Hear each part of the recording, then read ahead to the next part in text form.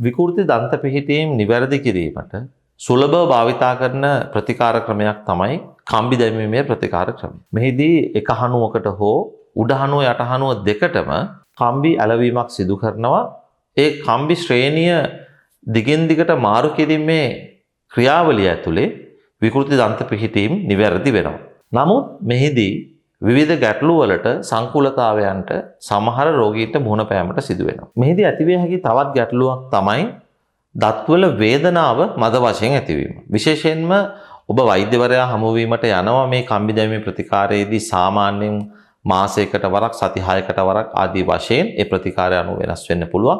මේ අවස්ථාවල මේ කම්බි මාරු කිරීමක් සිදු වෙනවා. කම්බි ශ්‍රේණියක් විදිහට මාරු කිරීමක් සිදු වෙනවා. විවිධ උපාංග නැවත සම්බන්ධ කරනවා. මෙහිදී පළවෙනි දින දෙක තුන තුල විශේෂයෙන්ම කුඩා වේදනාවක් දත්වල එන්නට පුළුවන්. ඒක සුළු වේදනානාශකයකින් පාලනය කරගන්න පුළුවන්. ඒක විශාල වේදනාවක් නෙමෙයි.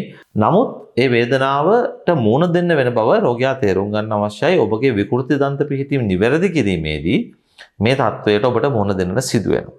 ඉතින් වෛද්‍යවරයාට මේ පිළිබඳව පැමිණිලි කිරීමෙන් යම් කිසි විදියකට Tamanට එදිනෙදා වැඩ කර ගැනීමට බැරි තරම් වේදනාවක් මුල් දවස් ටිකේ තිබෙනවා නම් මේ විසිට් එකෙන් පස්සේ වෛද්‍යවරයා හමුුණාට පස්සේ ඒ සඳහා අවශ්‍ය වේදනානාශක ලබා දීම හෝ යම් කිසි කළමනාකරණයක් වෛද්‍යවරයා විසින් සිදු කරනවා ඇති.